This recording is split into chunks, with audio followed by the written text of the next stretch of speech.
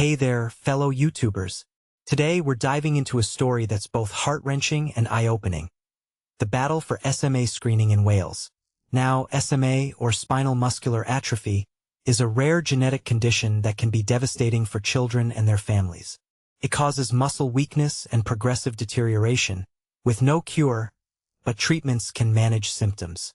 What's truly fascinating and a little heartbreaking is the disparity in screening practices across the UK. England and Scotland are already rolling out routine newborn screening for SMA, while Wales, despite having the same medical resources, is left behind.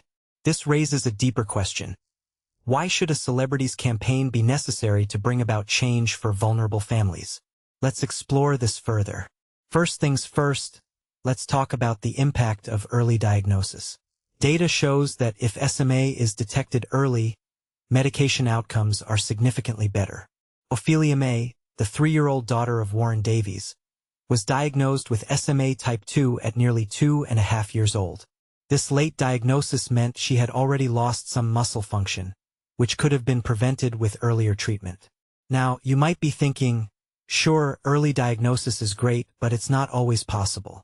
While that's true, the point is that Wales could be doing more to ensure that families don't have to wait for a celebrity to advocate for their children. In my opinion, this is a failure of the system, not just a failure of the Welsh government. Now, let's talk about the role of celebrity advocacy. Jesy Nelson's campaign for SMA screening in England was a victory for families like the Davies.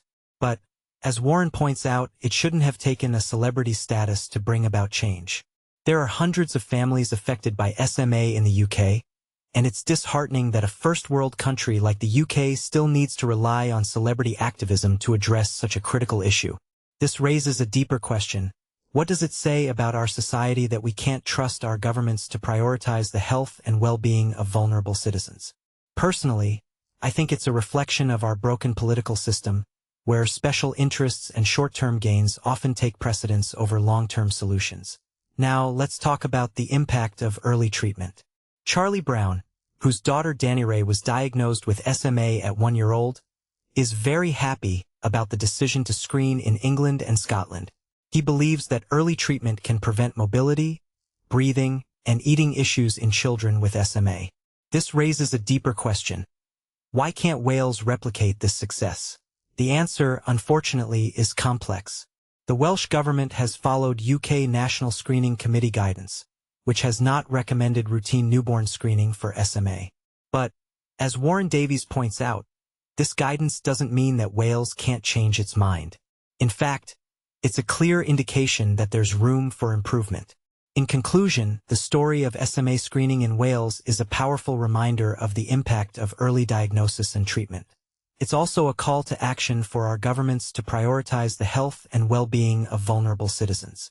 As parents, we want the best for our children, and we shouldn't have to rely on celebrity advocacy to bring about change.